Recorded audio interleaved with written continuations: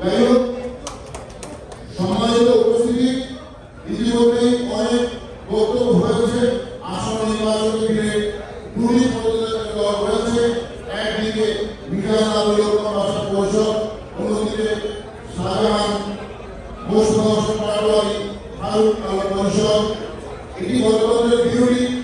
যোগ্যতা নির্বাচনের জন্য দুটি পরিষদ থাকবে এবং সম্মানিত ভোটাররা তাদের সুন্দর রায়ের মাধ্যমে আসন্ন নির্বাচনের যোগ্যতা নেতৃত্ব নির্বাচন করবে। এটি গণতন্ত্রের অব্যাহত অগ্রযাত্রার মূল নিয়ামক শক্তি।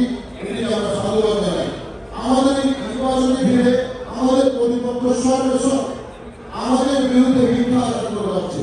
এই মিথ্যা আচরণের বিষয়ে ইতিমধ্যেই আমাদের অনেক সদস্য অনেক কথা বলেছেন।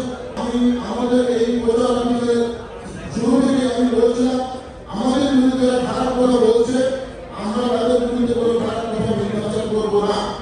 ইদানিং আমাদের মধ্যে আমাদের অনেকে বলেছে যে ভাই তারা যে মিথ্যাচারগুলো করছে তার প্রেক্ষিতে আপনাদের যে সত্য প্রমাণগুলো আছে কিছু প্রমাণ যদি আপনারা না হয় তাহলে তাদের মিথ্যা একসময় সত্য হিসেবে প্রতিষ্ঠিত হবে, যা আপনাদের বিরুদ্ধে যাবে।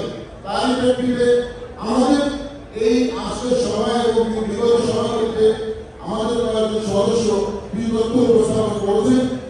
আমি সভায় সম্বোধনের কারণে স্পেসিফিক কিছু তথ্য উপস্থাপন করতে চাই। আমি আসলে কয়েকটি না করে প্রথমত 2013-14 মেয়াদে নির্বাচিত রাজনৈতিক পরিষদ 2 বছরের জন্য নির্বাচিত হয়ে 1.5 বছর ক্ষমতায় ছিল। আপনারা জানেন একটি মামলার মাধ্যমে ছিল।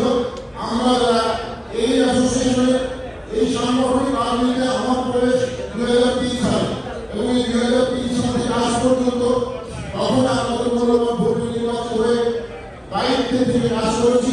আবার যখন দায়িত্বে ছিলাম না মাঠে থেকে আমাদের অধিকার আদায়ের জন্য কাজ করেছি। সেই প্রতিশ্রুতি থেকে 2013-14 রাজনৈতিক পরিষদ যখন নির্বাচন আন্দোলন আহ্বান করতে থাকে আমরা তাদের বিরুদ্ধে আন্দোলন করেছি এবং সেই আন্দোলনে অগ্রণী ভূমিকা রেখেছিলাম। সর্বশেষ যখন দেখেছি মামলার মাধ্যমে ক্ষমতা থাকতে চায়, মামলাটা উত্তর করে না, তখন আমরা মাঠে যাচ্ছিলেন তাদের সাথে মিছিল করেছি। তাদের যে মামলা ছিল সেই মামলাগুলিতে সুপ্রিম কোর্টে রিট করেছি, রিট আদেশ করেছি এবং সেই রিট আদেশকে বিভিন্ন মাধ্যমে আপনাদের ভোটারদের আনার চেষ্টা করেছি। তখনই সেই সময় দায়িত্বরত তৎকালীন ছাত্র সম্পাদক ফারুক আলম এবং তৎকালীন দপ্তর সম্পাদক বিশেষজ্ঞ তারা দুজনে কার্যক্রম কমিটির সিদ্ধান্ত ছাড়া একক সিদ্ধান্তে আমাদের হাইকোর্ট থেকে প্রাপ্ত আদেশকে স্থগিত করার জন্য কাউন্টার রিট করেছে। করে আমাদের আদেশকে 2 মাস স্থগিত করেছে এবং 2 মাসে আমরা ফিরেছি এবং সেই মামলা করার জন্য তারা অ্যাসোসিয়েশনের 18 লক্ষ টাকা খরচ করেছিল। আমার কাছে সেই নথি এবং ভারতের কপি আছে, আমি আপনাদের সাথে উপস্থাপন করছি এবং আমাদের 27 মাসের বিয়ের প্রজেকশন নির্ণয় করে